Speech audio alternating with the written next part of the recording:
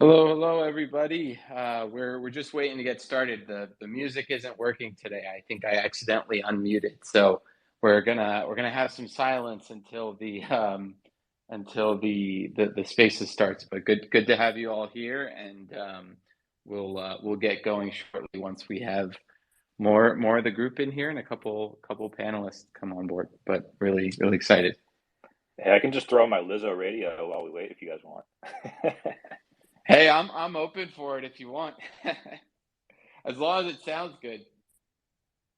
Next time I'll throw in some Lizzo beats for us. Sounds good.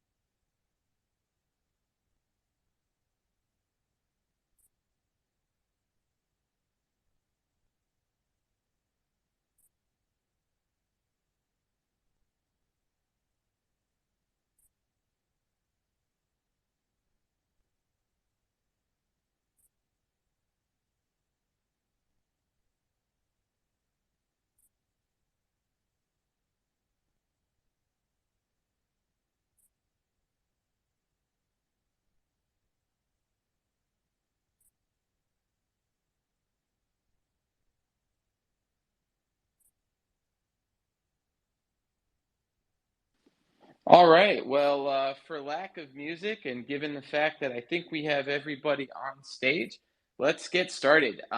This is Nick Frontera here, founder and CEO of Satoshiverse and Apollo Entertainment. This is episode 30 of the Hideout. We've got an awesome panel today of, guests in the metaverse and gaming space. We're going to be talking Web3 gaming in the metaverse. And so just really incredible panel. For those of you who don't know the Satoshiverse, we are a blockchain themed superhero universe we've been building for the last 3 years. We started with a collaboration with famous Marvel and DC comic artist Jose Delbo and have been building a action-based roguelike RPG game called Satoshi's Legions now for the last 2 years, and we're getting real close to releasing it. So what I'm going to do is I am going to pin a tweet for those of you who want to learn more, and I invite all the other panelists to do the same. Feel free to pin something up there talking about what you're building. But we'll talk more about the Satoshiverse later. But for now, I want to get to our amazing panel of guests. We are joined by three different industry titans. So super excited to have all of you here. Why don't we start, give a quick introduction of yourself, of the project, what you're building, how you got here, where you're based, and we'll jump in. Then we'll have Spencer take it away with the questions. So why don't we start with Gamesodes? Tell us about yourself. Yeah, hey, thanks, Nick, for having me. Spencer for lining up, and everyone for joining in. So I'm Davis Breimer. I'm founder and CEO of Gamesodes. And so Gamesodes is exactly like it sounds. It's called gamified episodes, what it stands for. So we essentially have a new vision of the future of entertainment. And when we say entertainment, we talk more like TV shows and cartoons, um, where instead of them being entirely passive content, they're gamified interactive experiences. And so we decided to launch out with this idea last year in partnership with the classic Inspector Gadget brand, just to go out and test a couple of ideas and see how people respond to, bring in such a classic back, and the idea of revitalizing what was originally kids content, but for adults. And so we did that through it by introducing some really amazing digital collectibles. We have gadget trading cards that feature all of the gadgets he activated in the first season. We've done a lot of fun things with our community across our socials and in our Discord. And now we're gearing up to introduce the very first ever gamified interactive remastered episodes of Inspector Gadget later this year. So I think pretty relevant to the topic of conversation today, and I'm looking forward to chatting with everyone. I love it, and the nostalgic element is certainly there. I remember watching Inspector Gadget as a kid, and now I'm one of those adults consuming NFTs. So excited to check it out and see, because it's an awesome concept, and I think really is the future of entertainment and digital media. Getting things to be more engaging and interactive, and I love that. So kudos to you guys. Really excited for what you're building. We have here also Virtuo. I think we have Blue Collar Crypto here. So why don't you give us a quick introduction of Virtua and tell us about yourself as well? Yes, definitely. Thank you so much for inviting us on for this. I'm really excited for the talk. But Virtua is a gamified or gamers metaverse.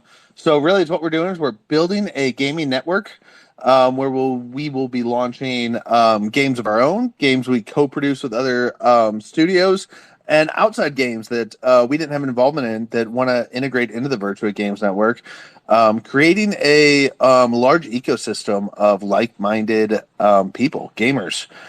Through that, we will have different things like seasons where your player profiles from various different games and achievements will both, give you those achievements and XP or whatever they may be in the game you're playing, and also you'll have an overall Virtua Games Network profile, which will integrate those achievements from all the games you play. So we know many gamers, they're playing multiple games at once. Not too many are just in one game and stick to one game only. So by creating this ecosystem and environment where gamers can come together and kind of integrate all their games into one and flex on their friends and brag and host a variety of different things, events, social experiences, and things of the sort, while combining a lot of those well-known IPs from digital collectibles and things of that sort, all into one platform. So really, Virtua is an entire ecosystem with a whole lot to it, but the gamers are this is one that gamers particularly would be drawn to. I love it. I can't wait to dive into what you guys are building. I think building these ecosystems that are connecting like-minded people is so important, especially in this space with the fact that it's still a relatively small niche of blockchain-enabled gamers, and I think that the more we can do to kind of cross-pollinate, the better. And so it's awesome to see projects like yours, which are working at exactly that. So. Last but certainly not least, we've got Wizardia. Really excited to have you guys on. We did an awesome stream yesterday in your Discord. We'll have another one tomorrow. to talk about the tournament that we've got going on. But for now, for those of you who don't know Wizardia, why don't you take it away and tell us about what you're building and everything you got going on?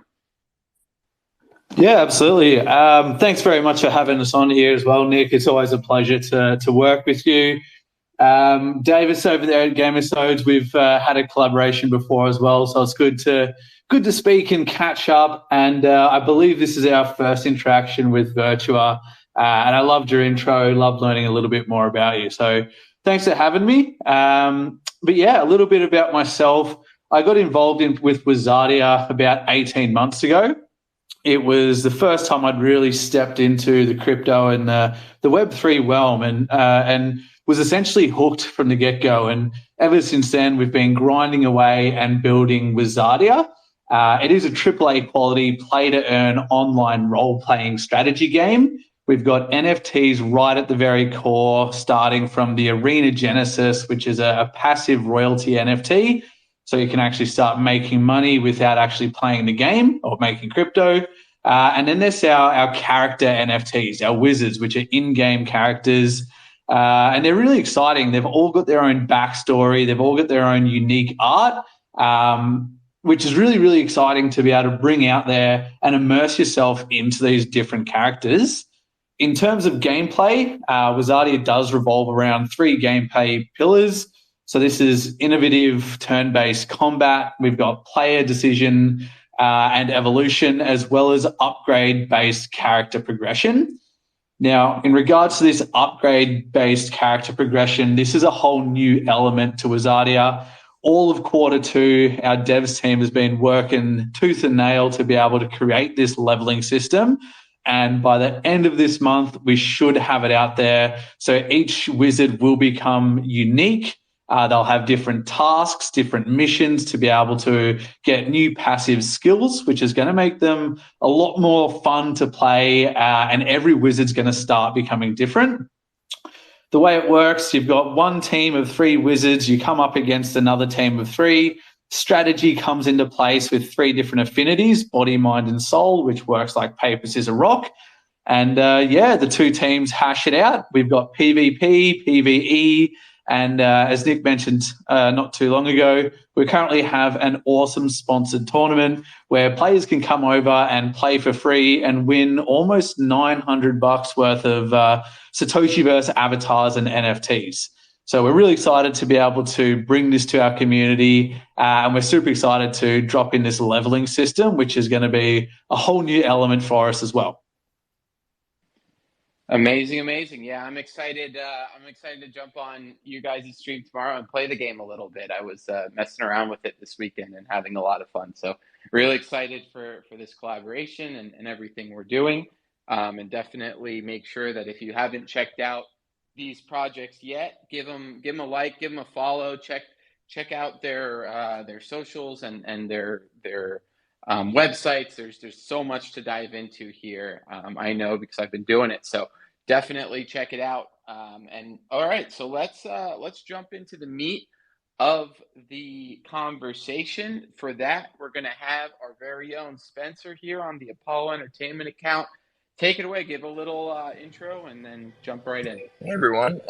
So great to have you guys all in the space today. My name is Spencer Vogel. I've been working with Apollo Entertainment and the Satoshiverse the last couple of years on the business development and strategy side of things, but I've been involved with NFTs and crypto since around 2017.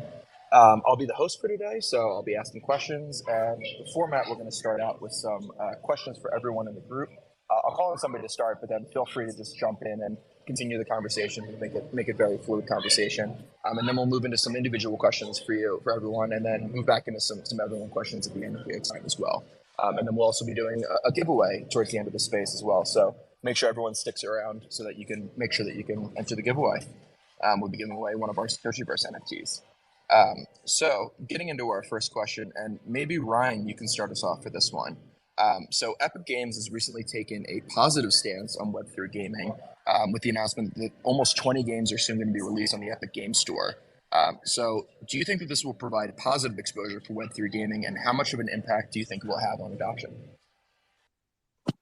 Yeah, I first read this question. I thought it was a really good one. So I think this is going to be a really positive stance towards Web3, and it's going to provide some serious exposure for the entire Web3 industry and gaming as well. So we all know Epic does have a huge user base and a very well-established presence in the industry. So any positive move towards Web3 from Epic is really going to generate some attention and develop interest for both developers and players. So we've got a two-pronged approach and a lot of effect from that.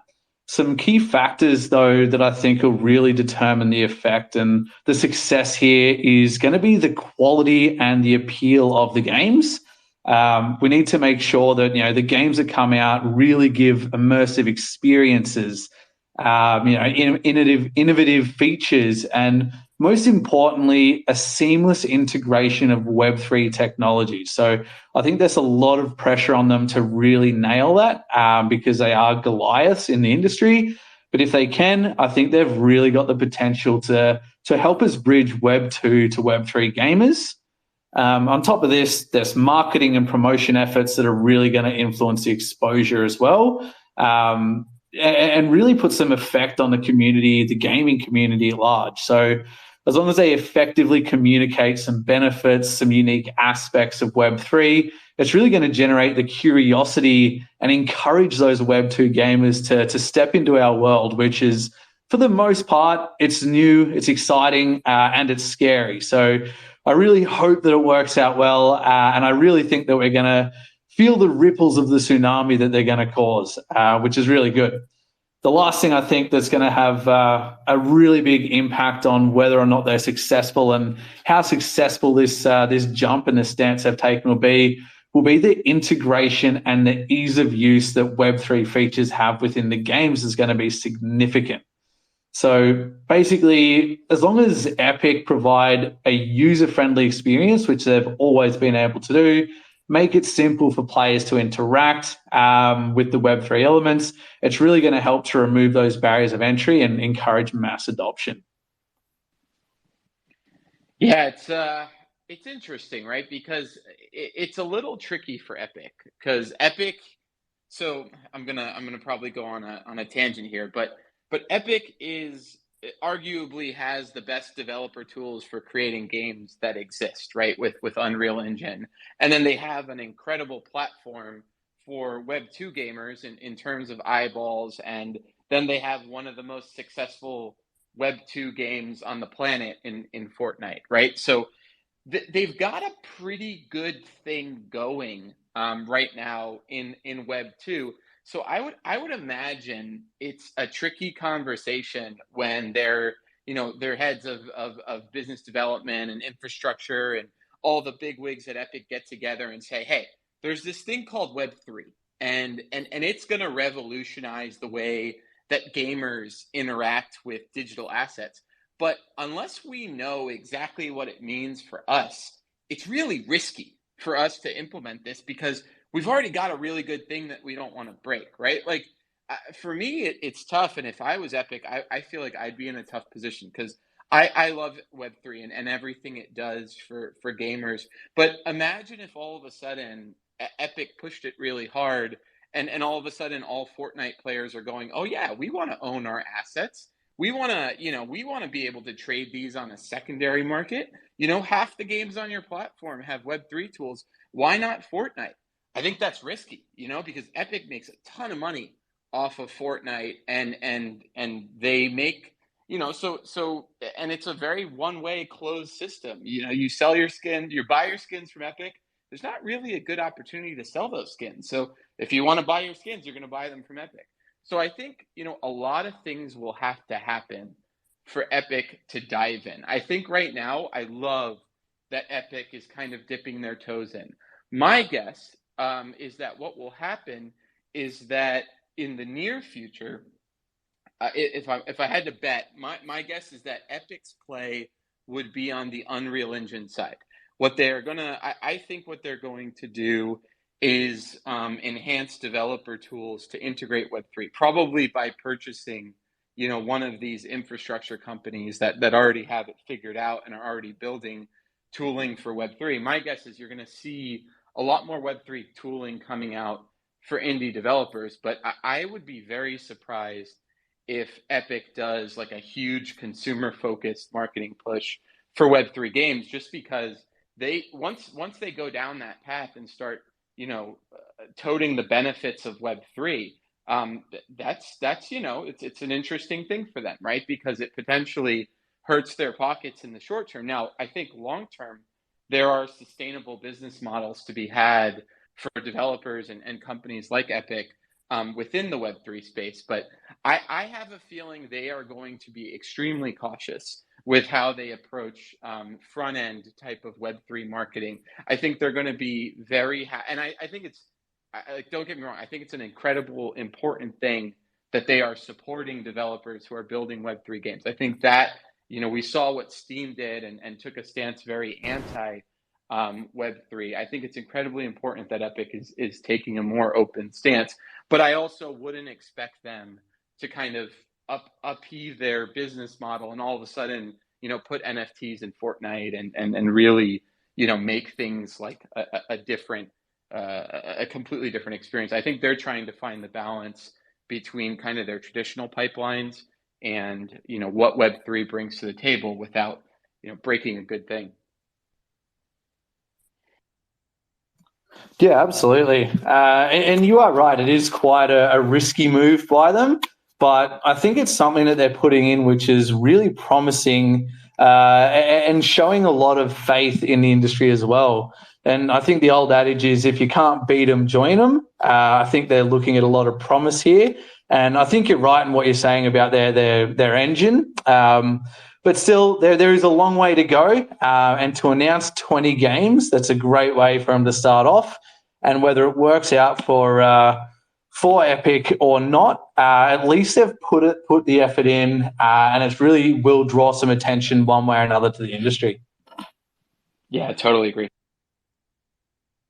Yeah, I just wanted to add in that at GDC this year, I actually, I spoke with as many people as I could, and Epic was one of them that we, kind of sat down, had some drinks and chatted for a while. And the overarching like theme that I was hearing from everybody, all the game studios and developers and producers were all saying the same thing, and it was that like we know blockchain and Web3 is coming into gaming. We just don't know how it's going to come in yet, and we don't know what it looks like yet. We don't know the proper model of how it works.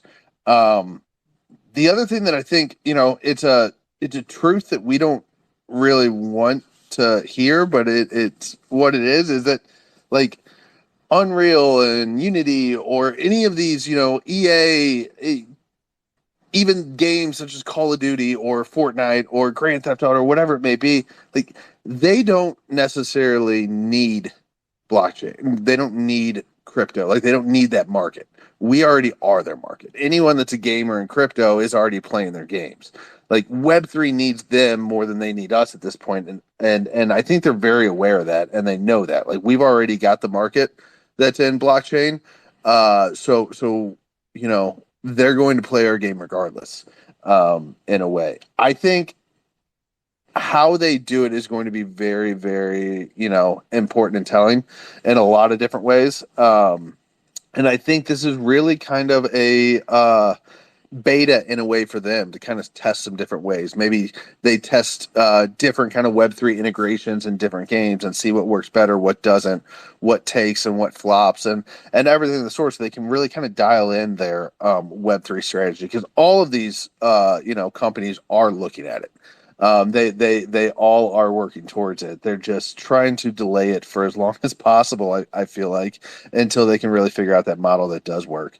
If Epic comes out and puts these games out and they're, blockchain games or crypto games, Web3 games, however we want to call them, and they're just as seamless as their other games, and players can just, log in, jump in, download it, start playing, whatever it may be, then I think they can be really successful. If they start putting up some of those roadblocks and barriers, like you need to, create a wallet here or connect a wallet from here in, you need to, mint this or send this somewhere to stake, then I think it's really going to put up a lot of roadblocks, and it's going to be a big turnoff real quick to people not even getting to the point of trying the game. I think Epic will have that figured out in a way that is seamless, kind of like is it Wizardia?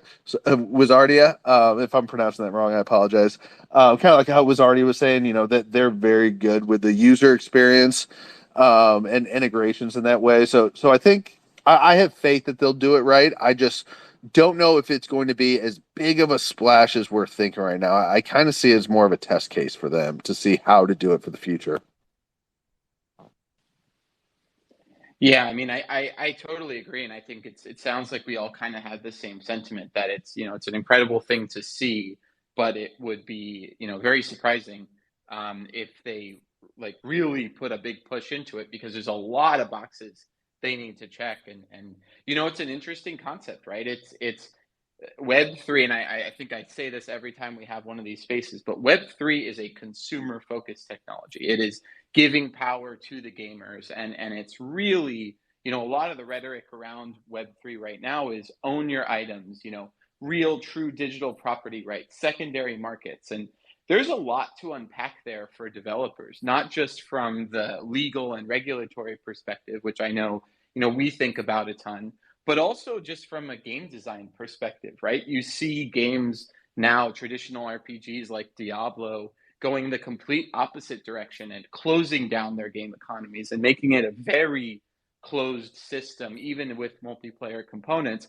And so if you're going into Web3 and you're talking about item ownership and transferability, and I think some of the things that kind of we tout as the benefits of Web3 in gaming, you have to know that from the start, right? You have to be creating a game economy and a design that facilitates that. And so on one hand, I think that means that it'll be at least 2 to 3 years before we see like major, yeah, minimum, before we see major labels kind of creating new Web3 games or Web3 enabled games, because that has to be something that you're planning for from the start, or potential potentially repurposing game to have it, but at the risk of breaking any kind of existing game economy that you have. I mean, if you look at what happened with Diablo 3 and the real money auction house and all the blowback that there was there, I think that it's a very important concept both on the developer side and the consumer side, what owning digital assets means for gaming. And like you said, this is something that they're going to have to test thoroughly and figure out what the business case for it is, and how to do that. But at the same time, being supportive of it, giving developers the tool to kind of experiment, and them being able to stand behind their terms of service and say, hey, don't go breaking any laws, and if you do, we're not responsible, but still be able to find some business model that allows them to make a little bit of money off of Web3 games. I think that's going to be the short-term play that makes a ton of sense for them. And it's going to be great for the industry because it's going to give us exposure to, a ton of different, eyeballs that may not have known about Web3 games. And then I think it's going to be on us to make sure that integration is seamless, and that we are providing a good experience within the game, because I don't know that that can be done by a single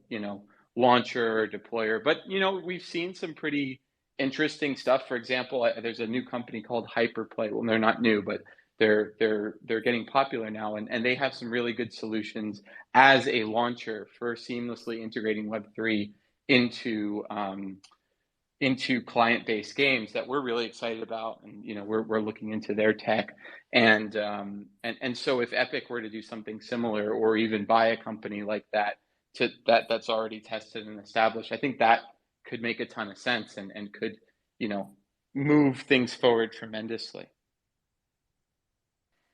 Yeah, and just to jump in here, because we've got some pretty unique insights across the board on this, both from kind of a tech platform partner perspective and content producer partner perspective. And I think the general sentiment in kind of across the industry is that it's happening. Like Web3 is here, blockchain is here, NFTs are here, and If you think to this thing called the technology adoption curve, or the crossing the chasm, new ideas, disruptive ideas start with the innovators, with the early adopters who are willing to try new things and use things that aren't working perfectly.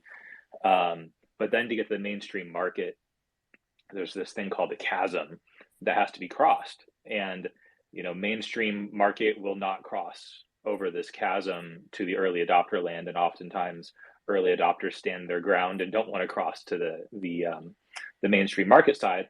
And so that's kind of what I'm calling the Web 2.5, is when you see the behemoths like Epic Games coming in and saying, hey, you know what?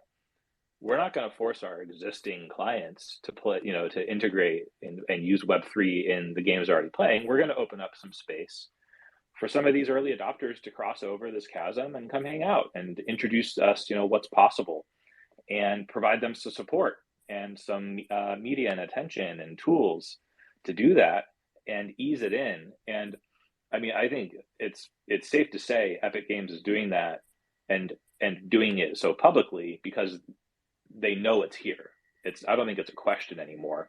I think this is just part of their strategy for easing their existing user base into the idea of even commingling with something that they might have otherwise had ill feelings towards. Like we've seen when Web3 has been brought in and integrated into existing gaming, without really asking the existing user base. So I'm going to be really interested to see what kind of additional support they provide, and how they support that Web 2.5 bridge. In addition to, all of us speaking today, all of us listening, who have been, fighting the good fight and stuck around and are still here after, the many of dusts have settled. But I think that's kind of my 2 cents, is that it already is providing positive exposure, and I'm just wondering how much it will provide. Yeah, exactly. Another really good element to having them kind of dip their toes in is being Goliaths in the company compared to other projects outside, like the kings of our realm, like Gods Unchained or Axes. They're going to have a much bigger budget, a much bigger team, a lot more knowledge, and a lot more resources to kind of put into this effort. So it'll really provide an opportunity for them to turbocharge things forward. And as you say, really give everyone the opportunity to see what can be done, how far can Web3 go, and what the barrier is to push this, and to see what Web3 is actually made of. Awesome. Really, really great conversation around that question, but I think it's time to move on to some individual questions here. So the first one is going to be to Blue Collar Crypto. So being a Metaverse project, what do you think are some of the biggest challenges of getting users to participate in Metaverse projects, and how is Virtua addressing them? Yeah, that's an awesome question. So really, I think the biggest challenge, some of the biggest challenges are there's. I don't think the mass majority of people are like begging and sitting there on the edge of their seat, like waiting for a metaverse. Like, I can't wait to get to the metaverse. I want to be in the metaverse. I need a metaverse. Majority of like outside of crypto, especially, like they don't even understand what a metaverse is or why there would ever be a need or a use for it. Really, at the end of the day, it comes down to like when you're developing something like a metaverse, is giving people a reason to come, giving people a reason to stay, and giving them a reason to come back. While my mom may not have any idea of what a metaverse is, or have any kind of want or need towards one, there's a lot of things that in a metaverse environment, or as these metaverses start launching, can do, where suddenly she finds a need, and it could be a variety of different things. It could be, maybe within the metaverse, there's commerce where someone's shopping, with XR, AR, they can, try on a dress or a shirt to see what it looks like on them before purchasing it. They can, use some AR technology to design a piece of furniture, or, a new bedroom set that they want to have custom made or whatever that may be. There's all kinds of those kind of applications. Then you have the whole social layer. Like we have, Twitter, the Discords, the Facebooks, the Instagrams, all these are so popular. And with Metaverse, you can really kind of take that and take it to the next step. And kind of make it social experiences 2.0 in a way where they can be more immersive, more interactive, more engaging. But really, at the end of the day, it's just giving the people a reason why they have a reason to be there. And that's something that a lot of metaverses so far, I feel like it kind of missed the mark on, where they may have like something really awesome, really cool, looks great, but once you're in there, it's just, boring. You're walking around and just looking at different landscapes, and it's like, okay, this is cool for about 10 minutes, but I'm gonna go watch, Netflix because I'm done with this now, and they move on. So really creating those kind of metaverses where it has an overall experience, and that's something that, like, Virtua is really striving hard on, where we're not just trying to hit one market. We're not just providing something for gamers. We're not just providing something for the social levels or the degens or the commerce, but really creating this entire ecosystem where it casts a large net where people from a variety of different passions, needs, or backgrounds can find a use or find a reason to come in and participate, and then a reason to come back even after that. If you cast your net, I would say you cast your net small, you're going to catch small fish. You cast your net large, and you're going to catch more small fish. So the wider we can make that net, the more people pretty much attracts, and by attracting more people, it creates more engagement and creates more activity and buzz within the experiences or the metaverse or the events or whatever may be taking place there, and everything is more fun with more people, and it's not just you standing in the middle of a giant open world listening to your echo.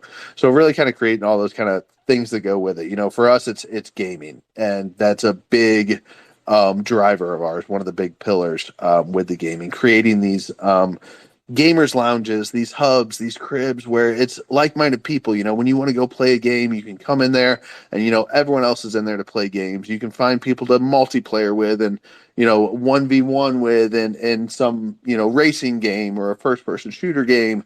Put a team together to go compete in an 8 versus 8 tournament in some other game, and you've got a whole entire community and network of people in there in these gamer lounges and hubs for gaming. And at the same time, we know that gamers love to like flex, and they love to like show off their skins, and that's why they're buying these all these skins and weapons and cars that may not even give you an extra boost in the game or any advantage, but it sets you apart, makes you look different. You get to like show people something you have that they don't have.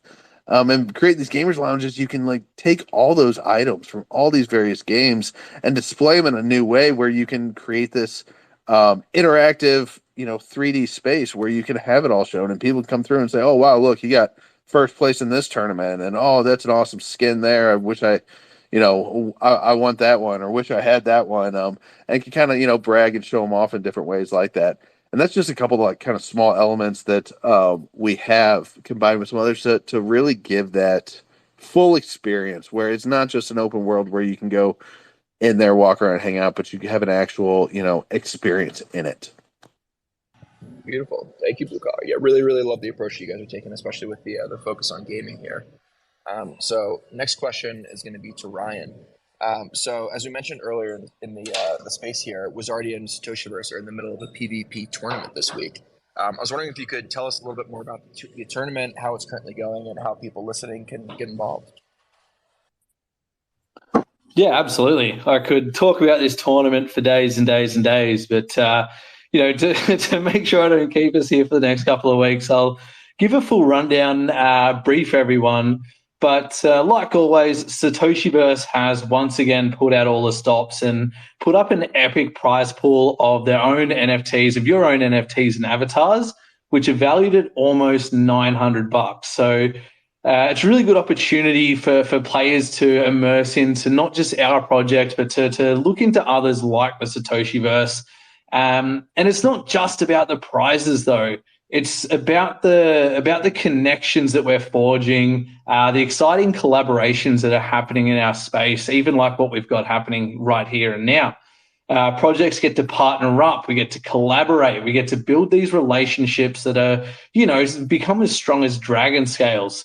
And on top of that, the communities get the chance to dive right into the Satoshiverse, explore all these cool projects that they otherwise may have missed out on, which is like, again, just getting to dip their toes in the water, experiment and look around. At Wasadia, we do love to make things as easy as possible for new gamers or even those folks who might be new to crypto and just kind of like looking around, testing things out.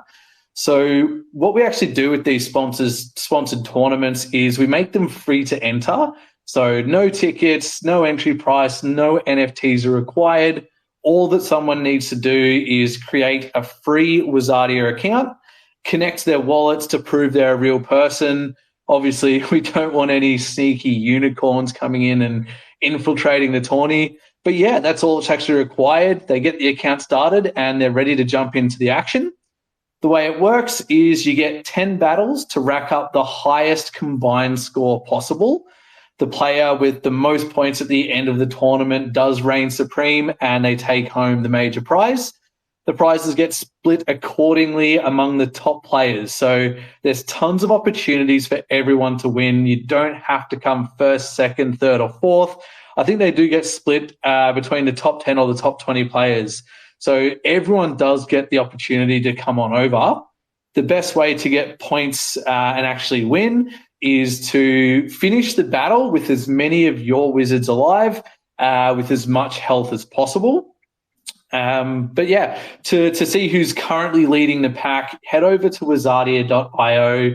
You'll find the full leaderboard with the top 20 scores, and you will actually get unlimited free entries. So if you come in and you screw up on your first couple of battles, and no need to worry, you can just keep going and going and going until you get the hang of it. So even if you're new to Wasadia, come on over, test your magic, hone those skills, have a ton of fun, and get some practice in before going out for that top prize. But that's the way it all works. It's a lot of fun to really get over there. It's 3 versus 3, 2 teams, 3 versus 3.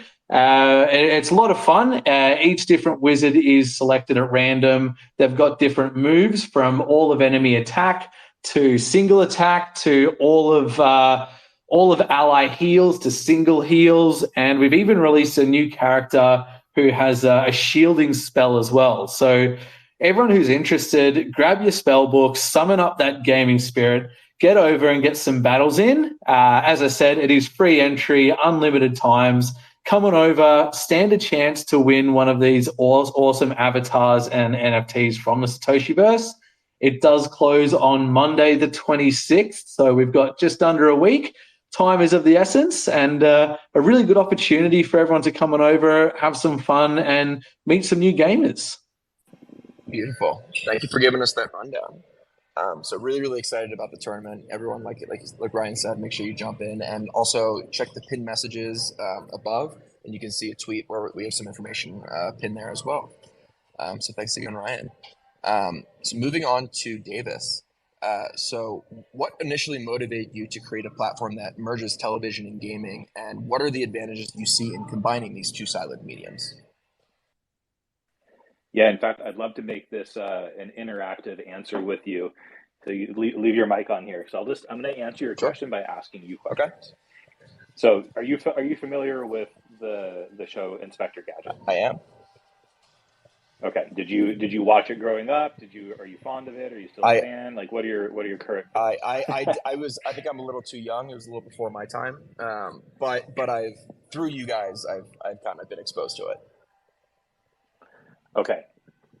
So imagine growing up on this show. So now imagine some show you did watch growing up. And let's say SpongeBob. I'm telling you, I love SpongeBob when I was a kid. Okay, SpongeBob, perfect.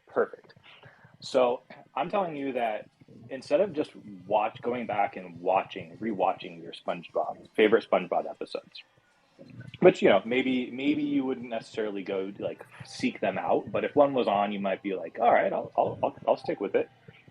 Now imagine that you can actually join the show alongside the characters and essentially help them like accomplish whatever they're doing in the show, collecting something, overcoming a challenge, catching somebody, chasing them down.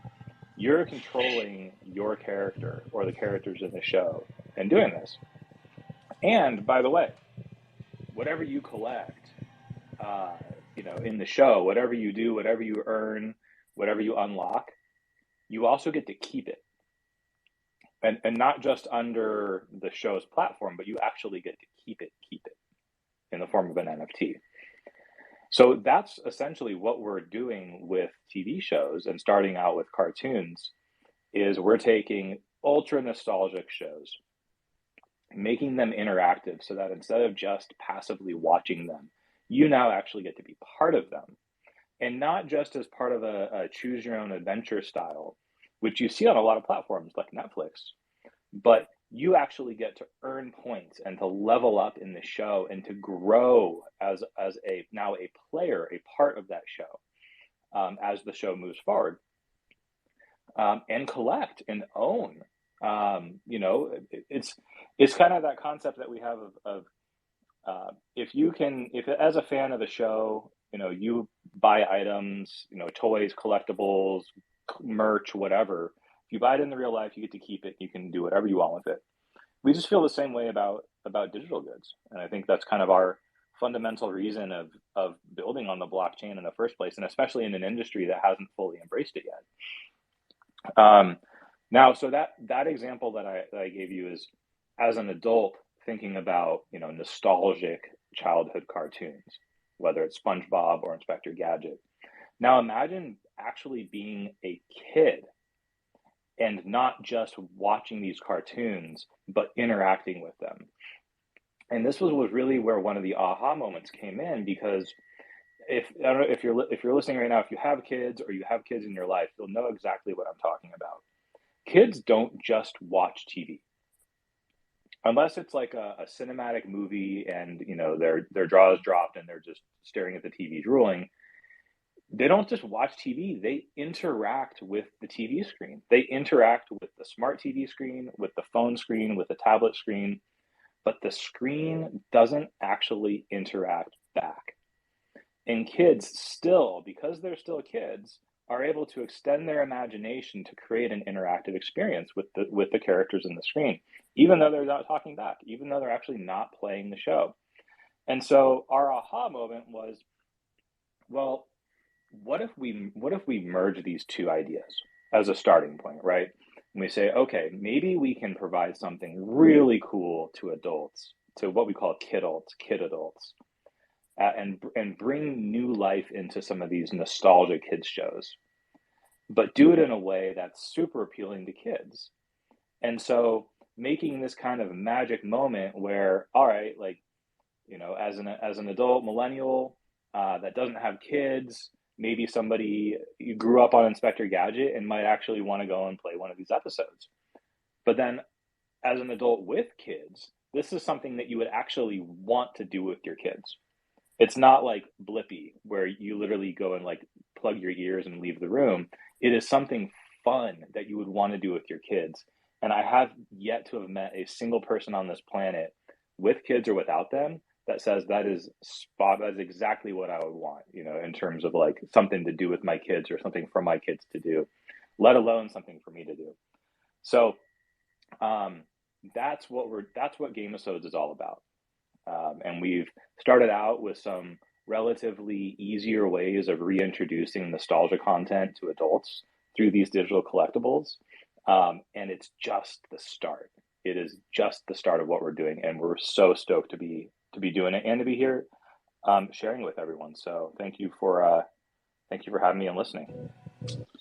Yeah, I just wanted to comment because I think it's actually super interesting, that the potential use cases of what you guys are doing. I think that there's definitely an opportunity for new content as well to kind of take advantage of the platform. But the approach you guys are taking on nostalgic content is really interesting, right? Because I know that there's probably plenty of shows that I watched as a kid, like Inspector Gadget, for example, that are kind of filed away, right? That may not be what kids these days are watching, because they're not necessarily what the cable networks are putting on TV or Netflix or whatever. Kids are probably not cable anymore, but whatever, kids, however kids are consuming content these days. But there is a certain amount of like, this gives parents a reason to re-engage with IP that realistically, I loved Pokemon as a kid, for example, and now there's probably 20 years worth of Pokemon content.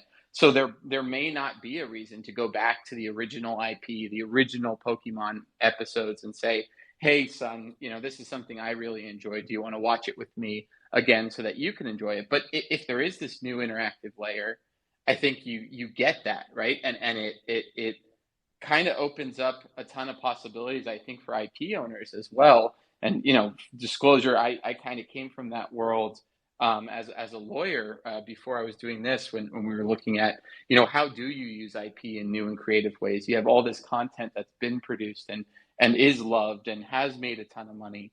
Like being able to relaunch IPs that exist and are already proven with a new model, I think is going to be a tremendous opportunity for IP owners as well. Yeah, I mean, and as a former lawyer, you'll appreciate this part. And if anyone out there is an attorney or is a content creator that has licensed or is thinking about licensing, you'll really appreciate this. So we worked really hard, hand in hand, in partnership with one of our partners to create essentially a new genre of media that we're calling gamisodes. And so it is differentiated, legally differentiated from just playing a linear episode, meaning like just playing a cartoon from start to finish or streaming it.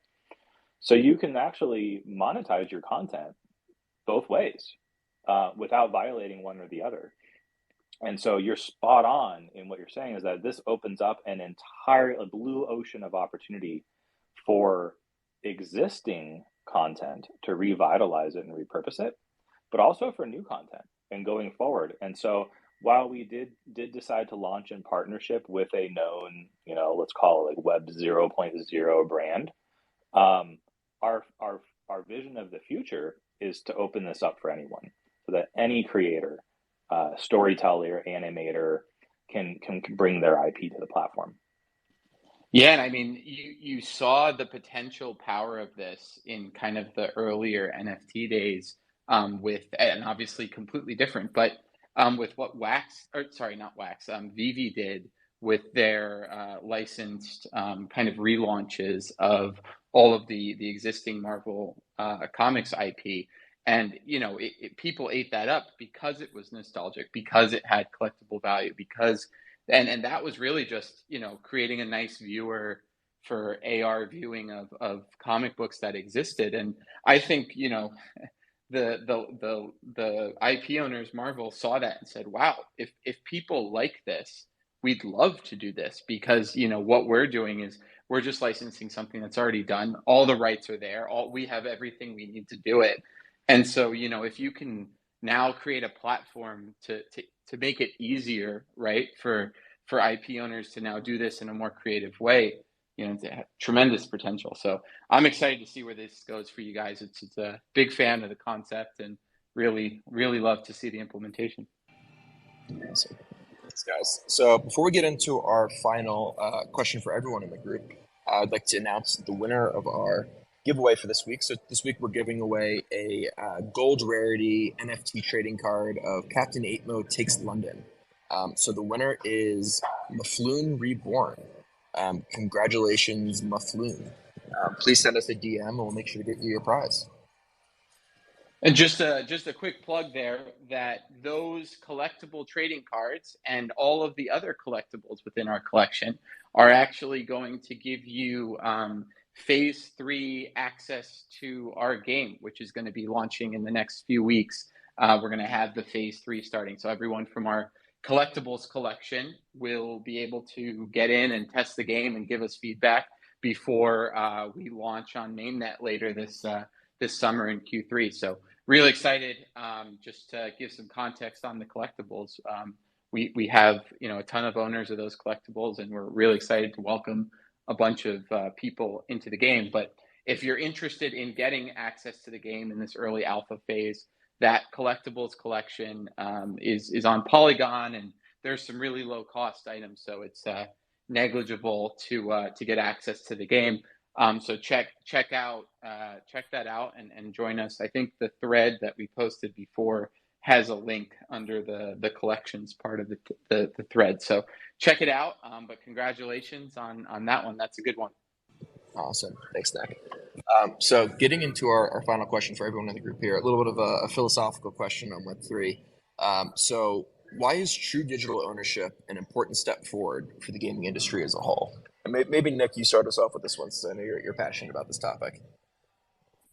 Yeah, I mean, I'll try not to use the whole 7 minutes we have left, but yeah, and I think I say this a lot. When I got involved in the space back in 2017, I was working as a lawyer, and it was I was doing a lot of IP work, some in the music industry, some in the film industry, but my passion was gaming, and so when I was looking at how the metaverse was progressing, how gaming was progressing, and I learned about NFTs and what true digital ownership meant, generally for assets, and what that could mean, and the business models it could create, and really the necessity of having these property rights.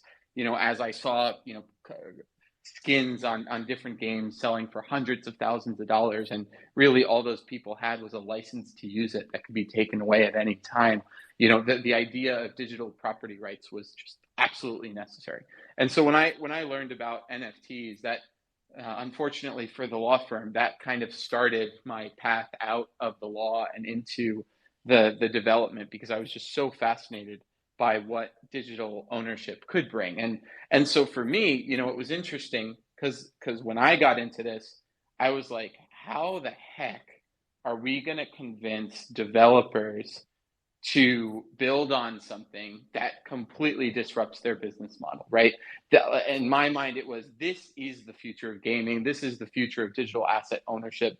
People are not going to be content with using things in a closed ecosystem without having any ownership rights over things that they're paying tons of money for. And, as games get more expensive, as the assets get more expensive, as people are dumping more and more of their time into games, we have to have this infrastructure, or this isn't going to work. It isn't going to scale. People aren't that dumb, right? Like, people will want this. This is for consumers, empowering gamers. Like, this is the tech that changes being a gamer. And then it started to come out. And then there were scam projects in the NFT space and a lot of bad media. And, you start to get on Reddit and you start to look at the gaming boards and the games that were being released and touted as the figureheads of the blockchain space, come out, and all of a sudden gamers are hating NFTs, gamers are hating blockchain, and that to me was just like, what? Like, this is for gamers. This is, it's going to revolutionize, I think, development as well. But at its core, ownership is about the gamers. All the rights that are being given, everything that is possible here is about empowering the owners of digital assets and giving you more options, more freedom. The things that we're fighting for, all the work we're spending, all the money we're spending to try to develop this, at its core is to realize a future where gamers and really metaverse participants, because I think that's going to be an even bigger use case when things become more mainstream, are engaging and owning their items and have these property rights and can transfer them, and there's value to the time spent in these digital mediums. But it's unfortunate, and I say this sometimes, and sometimes candidly, just because I think it's a controversial viewpoint, but I think GameFi was the worst thing that possibly could have happened for the Web3 gaming space. I think that was not the use case. As much as I loved seeing the success of games like Axie, it was doomed to fail. And these kind of speculative business models that weren't sustainable, and that became kind of the flag that was being waved for Web3 gaming. I think really rubbed people the wrong way in terms of like what was possible. And you know, that kind of conceptualization of what Web3 gaming would be, and that being the example that gamers were introduced to. I think it was just, you know, intuitively flawed. And I think that there was, you know, we learned a lot as an industry from that. Unfortunately, I think between all the scam projects that, you know, rugged people with NFTs, and then GameFi's just collapse when the speculation couldn't be supported, really put a black flag on the Web3 gaming industry. And I think we're just starting now with some of these better games that are releasing with more conventional models for digital asset ownership, with the focus being on ownership rather than all of a sudden we're going to make you rich by playing this game or owning our assets.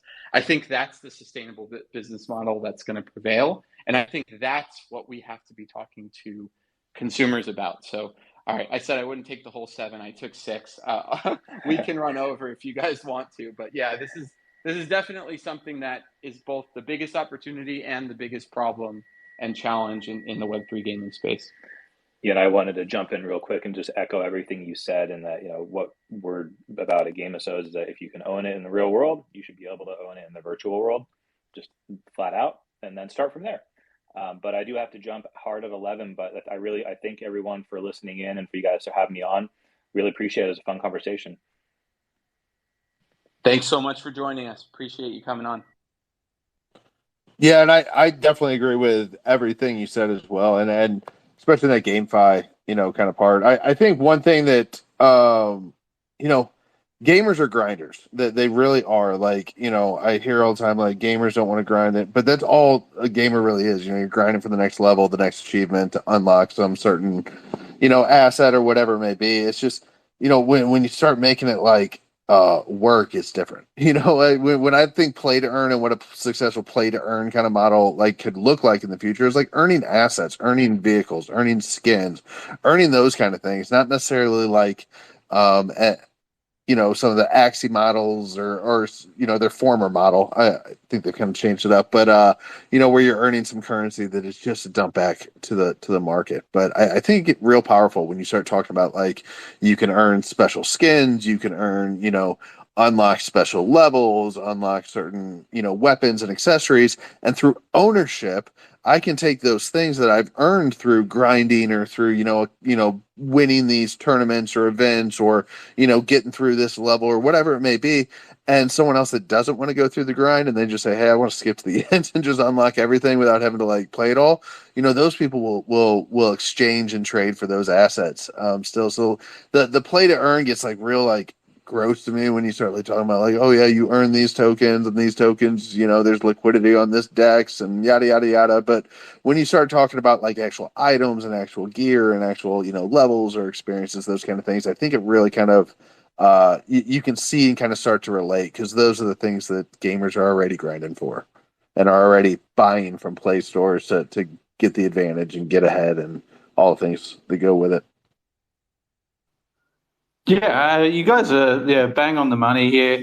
There has been a lot of rug pulls, a lot of dodgy projects that come out there that burnt the industry as a whole, just like Nick said, and it's definitely taken a while to recover from that. Which is why, you know, the focus on digital ownership is going to be a key to moving forward through the industry. It does allow, you know, power to the people. It's what crypto is all about, decentralization. And when you bring it towards the gaming industry and GameFi type aspects, it starts to promote things like player control. You've got economic opportunities, player investment. Something that really, really excites me is interoperability and cross-platform compatibility, which I think is something that, you know, may really resonate with the Gamesodes type deal. You've even going down the route of decentralization, player empowerment, preservation of value. Overall, the true digital ownership revolutionizes the gaming industry by placing the rights and the control in the hands of the players. It really does encourage a far more vibrant and player-driven ecosystem. Absolutely. You know, I think we're all on board. And it's interesting, right? Because actually, you know, I said it that it was the worst thing to happen to the gaming industry. But really, GameFi could be a thing, right? I think there are people who enjoy that experience, and just like there's people that enjoy gamified gambling, right, where you go to a casino and now every time you pull a slot machine, it's got some little game attached to it, and gamification of things that are grindy and time consuming and potentially involve a risk of money it is going to be a viable option, I think, going forward. Now, I think the questions are going to be, those are going to be those games, those GameFi games should be classified more like casino games than they are like the games that we're all building, and I think there needs to be a very clear divide, and it can't be that when people look at the space, they just see those GameFi games and those experiences that people are having, and a lot of people are losing on and are very, now upset about those things. I think they're just totally different, right? They're like casino games rather than like the RPGs or the turn-based games or, the things that we're all building here. So, yeah, I totally agree. And I guess we're running late, so I will take this as an opportunity to wrap this up. Been an incredible conversation. I really appreciate everyone on the panel who joined, everyone that's in the audience. Please, if you haven't already, go like and follow. I keep saying like, but follow the different panelists. Check out their projects. Everyone on here is building some awesome stuff. Please check out, we've got our link to the Wizardia tournament up. We've also got some background on the Satoshiverse. If this is your first time hearing about the Satoshiverse, we're going to be launching a ton of partnership initiatives in the next 3 months. So really some exciting stuff going on here that I welcome you to join our Discord. But also please really do check out the other projects that are taking their time to be here. And as always, thank you to everybody who's watching live. Thank you to everyone who watches the recorded version, as I know we have a ton of people who check it out on their own time, and we'll be doing this every week. So next week we'll be back with another episode, and we may even start doing 2 episodes a week with all these partnership initiatives we've got coming up, but we'll have to see. I have some behind the scenes knowledge on the craziness that's coming up, and I'm excited for it, but it's going to be an eventful next couple months. So really, really glad to have our partners on here. Thank you for taking the time, and we'll sign off now. If there's anything you guys want to say to close out, please feel free, and then I'll end the space. Yeah, I was going to say thank you so much for having this space. It was an awesome chat. Always love having these. Thanks for everyone that showing up to listen in and hang out with us. So again, thanks, man. And anytime, we'd love to come back and join you for another one. This was a great space. So, and thanks to all our other speakers up here. Also, you guys are doing some cool stuff. Yeah, same goes. Thanks for having me on here, Nick. It's always good fun. I've said it many times before, but Satoshiverse is by far one of my favorite projects in the space, second only to Wizardia. Being able to come and meet up with Gamesodes again and being introduced to Virtua has been awesome. I love what you guys are doing. And thanks, everyone, for spending your time in here, wherever you are in the world, throughout the different time zones and the different ideologies towards crypto and Web3. I hope you all had as much fun listening in as I did being here. And, thanks for having me, Nick, and I'll see you tomorrow, mate. Amazing. Thanks, everybody. See you next week.